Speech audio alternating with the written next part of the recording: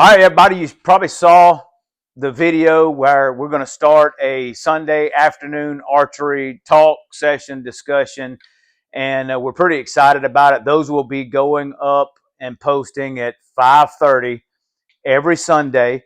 Now, sometimes it's not going to be a full-length video like you're going to get today. Sometimes it may be just tech talk, and we talk about and do a quick review on a bow or something like that. But today's topic, to kick everything off, before you can review a bow, before you can go hunting, you kind of got to choose one, don't you, Ronnie? You do have to choose one, and that is a difficult thing for some folks. All right, so today's video is all about how to choose a new compound bow. So y'all stay tuned. In the crossbow world, the bows are shooting 400 feet. Pound bow with an arrow that is lighter. We're tinkering with an actual I'm the guy kind of thing, but it doesn't matter, guys. We're all right, Ronnie. So we've set up today's topic, which is how to choose a new bow. That's correct. Today, what we want to do is kind of take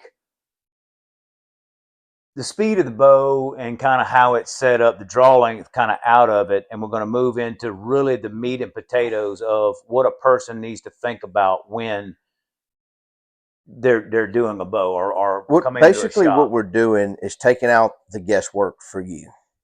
And what I mean by that is everybody wants the fastest bow on the planet. But I think that we're at a point in time now where every bow, doesn't matter the brand, as long as the weight and the draw length and the arrow grain is roughly the same, the bows are going to be just about equivalent, and we're going to prove that to you today. Yeah, I heard somebody else say here recently that technology has reached a certain point. Absolutely, to where, it has. I mean, in the bow world, it used to be that there was a big difference. There was a big divide between. Well, if you think about this, I mean, even in the crossbow world, the bows are shooting 400 feet per second, Yeah. but we're capable of shooting a compound bow at 300 feet a second with the same weight arrow, but it's pulling. We can only pull so much. We can't pull 150 pounds. Correct. So what we've got for you, and we're going to do that unedited. So we've got a PSE Mach 33. We've got a Darton Sequel 31 ST2 or ST squared, whatever they want to talk about or say about it. And we have a Bowtech Virtue. They're all 2025 bows. They're all roughly, they're 28.5-inch draw. And we're going to draw on to show you the poundage, but they're all within like half a pound of one another. So everything being equal on these bows, we're going to go shoot them through the chronograph so you can see. Now, we've done it before, so we kind of know that. But we're just going to show you right the same thing that we already know. Right at the speed limit. So then we're going to kind of take speed out of the equation, and then Ronnie's going to talk about choosing a new bow. So come go to the range with us and look at these bows. All right, everybody, we're here at the range. We've got 3 Victory arrows. They're the RIP TKO 300 spine, 50 grain inserts, 100 grain field points. Come look at this scale. We're going to weigh all of them so y'all can see that all 3 of them, they should be within a grain of one another, but let's just make sure. If I can keep it from rolling, huh? 429.54. We'll call it 429.4. We got one that is, come on now, 429.8.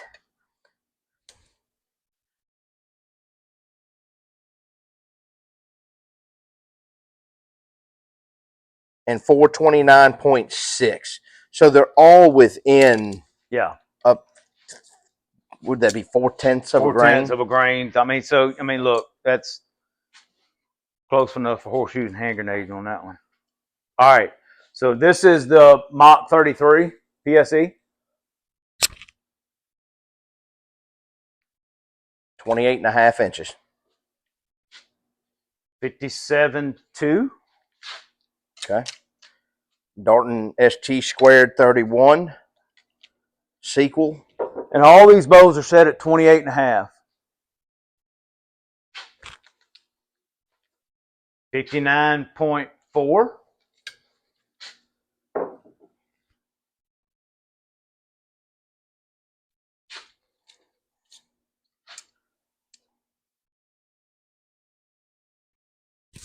And this is the Bowtech Virtue. 58.4. So there's something that I want to say in all of this. I want y'all to understand something, that we are shooting a 430 grain arrow that is rated for a 70-pound bow. So the speeds we're going to get are not going to be equivalent to having a 70-pound bow with this arrow. It's going to be a 60-pound bow with this Correct. arrow. But in all reality, you can shoot a 60-pound bow with an arrow that is lighter. We're tinkering with an actual hunting weight arrow on 60 pounds. Yep. And then Ronnie's going to come shoot him through the chrono, and we're going to see what we get. And more or less, what we're doing is just comparing apples to apples. Bows set at the same draw length, same poundage, same arrow weight, and kind of those variables taking it out of it, Ronnie. Really not that it's not that you can't shoot a heavier or a lighter arrow. It's not that you can't turn these bows up. But when people see these speeds, I didn't want them to question what why. They need to know that this is a 300 spine arrow that is typically not rated for a 60-pound bow. It's set at 28.5 inches. Because we cut these for when I'm dialed up on that darting. So I'm going to start PSE Mach 33.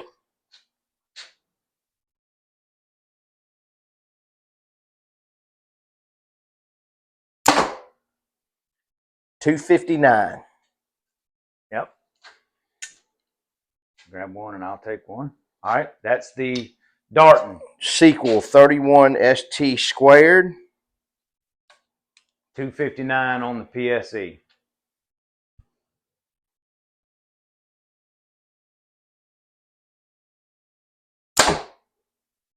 $260 on the darting. And last but not least, the Bowtech Virtue.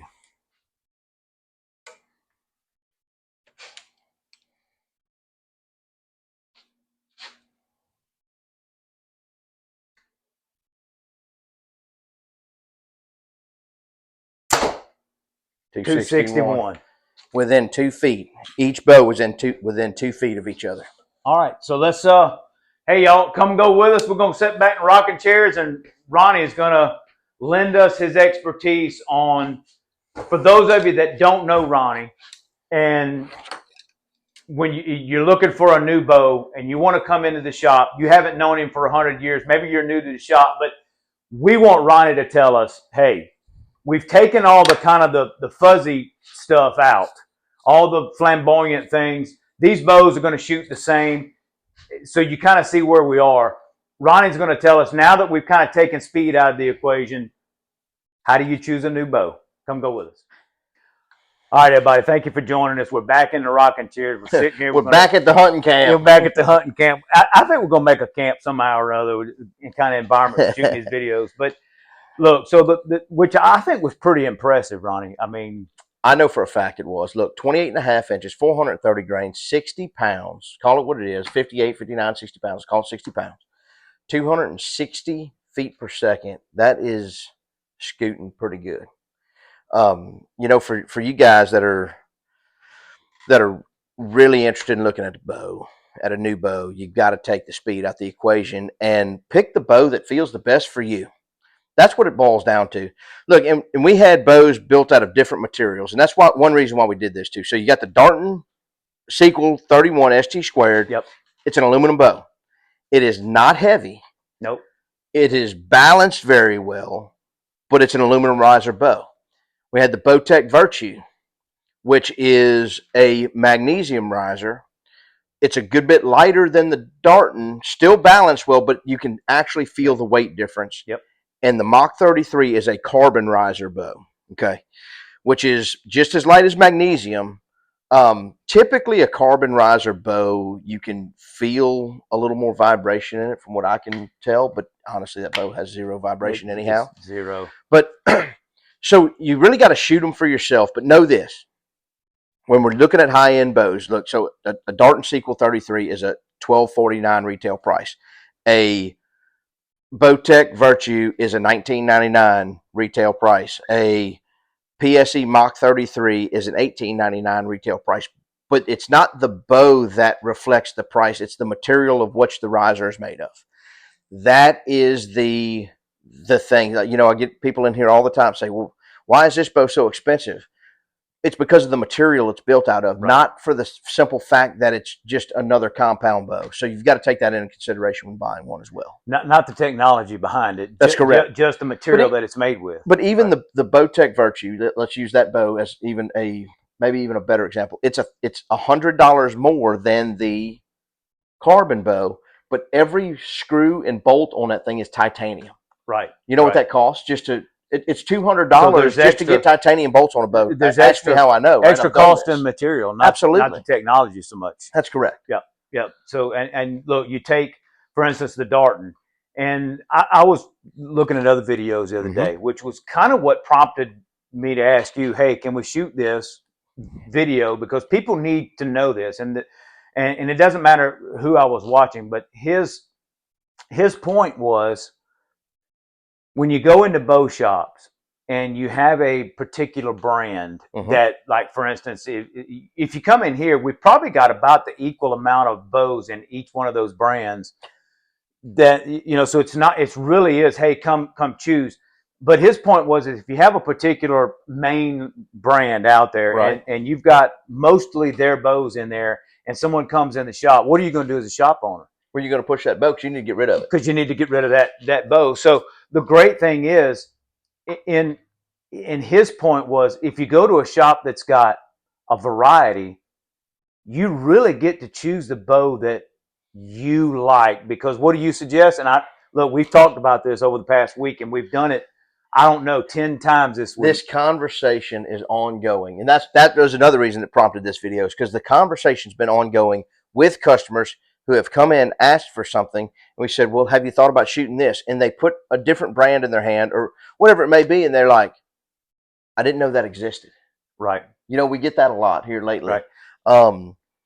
I think that, I know that it doesn't matter what bow you choose. If it fits your hand well and you're just trying to shoot whitetail deer, it's not a big deal. Now, look, we're going to shoot targets and we're trying to shoot dots this big at 50, 60 yards. You're not going to want a hunting bow for that. Absolutely. But if we're talking hunting bows, man, shooting whitetail deer, people still do it with a recurve. I'm glad you said that, because I did want to go, look, we chose the flagship for each one of those brands. PSE Mach 33, the Bowtech Virtue, the Darton Sequel 31. But it doesn't, listen, you come here and you say, because I know Ronnie's talked about the price, but you walk in the door and say, I don't have $1,300 to lay down for just a bare bow that I might hunt 2 weeks with.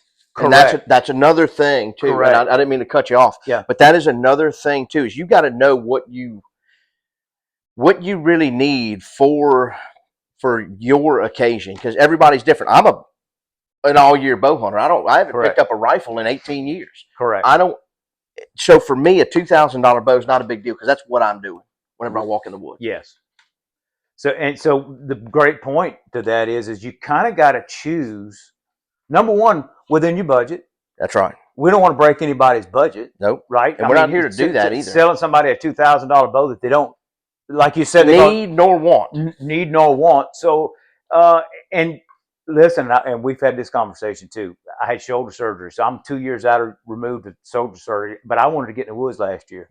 I took an 11-year-old mission that I think I had set at like 52 to 53 pounds. And I think at 40 yards, just lobbing them down. I'm almost positive somebody with a good arm can throw a softball faster. But I killed a deer with it last year. It got you in the woods. It did. It got me in a tree. So look, that's the most important thing, is know that you don't have to drop a few $1,000s to get into a bow to deer hunt with. There's plenty of stuff out there for you if you don't want to spend that much. And look, a new guy, how do you even know if you're going to like it? Yes. So I recommend not just spending a fortune on a new bow. If you're that new guy who's kind of unsure of riding the fence, hey, this is going to be for me, don't go buy a $2,000 bow to go impress your buddies. It doesn't make any sense. Because then you're fixing. It's almost like buying a new car. And then once you bought it, it's over. The price is cut in half. Yeah, you're married to it. You're not fixing to get. I just paid $40,000 for it. And look, and we see that all the time. And and I understand that it is kind of I'm the guy kind of thing. But it doesn't matter, guys. We're all on the same team here.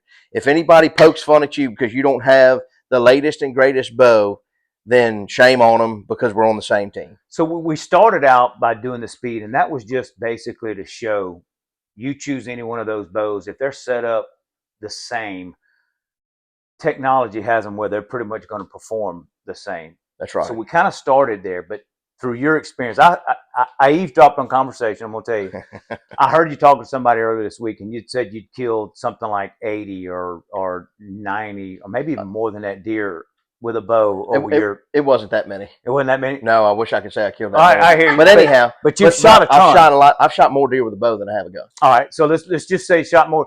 Let me ask you this: speed. I'm just throwing that person that says, "Man, I got to get 300 foot a second." If you have a deer, let me ask this first.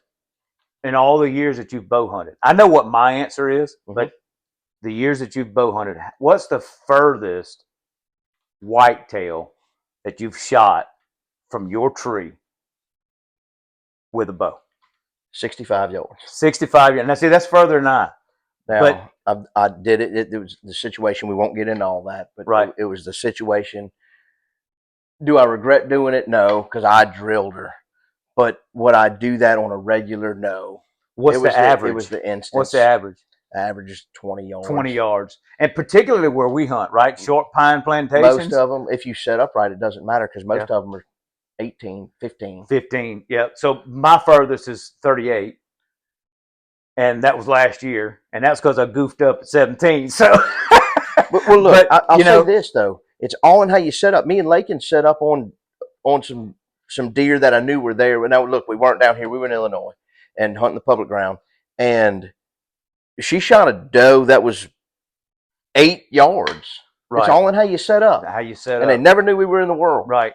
So let's use the average for where we are, 20 to 22 yards. Mm-hmm. And what I'm trying to do here is establish the fact that to that person that, let's just say, can't afford that flagship that's going to shoot 310, 300, that says, for if you can't afford a Mach 33 that's going to shoot 261 feet a second with a 432 grain arrow set at 28.5 inches. If you can't do that, right? Yeah, and let's not say the word afford. What if you just can't justify it? Can't justify it, right? And you want to come in and buy a bow that's not that, but it's not going to shoot. What big a difference does it make if the bow is shooting 261? It's set comfortably for you. You enjoy shooting it, and you can hit what you're aiming at. Mm-hmm. What big a difference is, let's just say you come in and let's just say me, I walk in, I can't justify buying a $2,000 setup. I'm going to go with $700 or $800 because that's what's in my budget. Sure. It's not shooting 260 something feet a second. It's shooting 245. It's probably not. That's not the case. 220. No, it's going to still shoot 260. Okay. All right. Because the bows are, just because you spend less, you're not spending less on speed typically, because it's still the same draw length, the same draw weight. Okay. And the difference is the materials it's made out of. Like, you may have a cast riser, cast aluminum riser instead of a machined aluminum riser. There's cost savings there. You may have a plastic limb pocket instead of an aluminum limb pocket. There's cost savings there. We just talked about this the other day. Darton makes a consequence. It's $849 naked bow. Their sequel is the high tier bow, right? So it's $1,300 bow versus $850 bow. Same cam system. Oh, wait a minute. We shot that. You set that up, and y'all shoot it through the chronograph? I don't remember. That's been too many days ago now. But I'll tell you this. The speed difference is going to be so minor, it doesn't even matter. So the point being, when you're choosing a bow, pick what you want and what your budget can afford. And what's comfortable for you. And what you can justify. And because the rest doesn't matter. And make sure it's set correctly for right. you. I mean, if you're a 28.5, don't try to pull 30. And I'll say this too, for those of you who may not be in the Covington area, go to your nearest archery shop and get fitted for a bow. Look, you may be in, I don't know, Minnesota for all we know, and happen to come across this video. That doesn't mean you have to drive to Covington to get fitted. Go to your local archery shop, because they are there to help you. And if they're not, go find another one. Yeah. I'm being serious. I agree. I'll go above and beyond for our customers. And look, I'm not perfect, And I'm gonna throw You know? fishing into this thing. And the reason I'm doing it is I was watching a video. It was Hank Parker, Mm-hmm. and it was just a quick video. But he's standing on a creek bank, maybe it's the edge of a pond or a lake or something. Anyway, he's got an old 33, Zebco 33 in his hand with a 6.5 foot rod. I think you can buy those. You can get them here for 26 or 27 bucks. Yeah. The same exact setup he had in his hand. And he's throwing it out there, and he's like, listen, it doesn't matter if you're catching it with this or you're catching it with the finest reel out there. It's the experience. It's putting a smile on a face. Putting a smile on a face. And that's exactly what he said. You could catch a brim or you can catch a bass. It doesn't matter. It puts a smile on your face. And I think here at American Outdoors Company, that's what we want to do is what? Put a smile on a face. That's right. So if and look, and Ronnie said it, if you're not here in the Covington area and you're not using this as a local pro shop, that's fine. Go where it is, where the pro shop that's close to you. But let them put a smile on your face. Don't think you got to go in there and buy the flagship and you can't afford it. So now you can't go hunting. That's exactly right.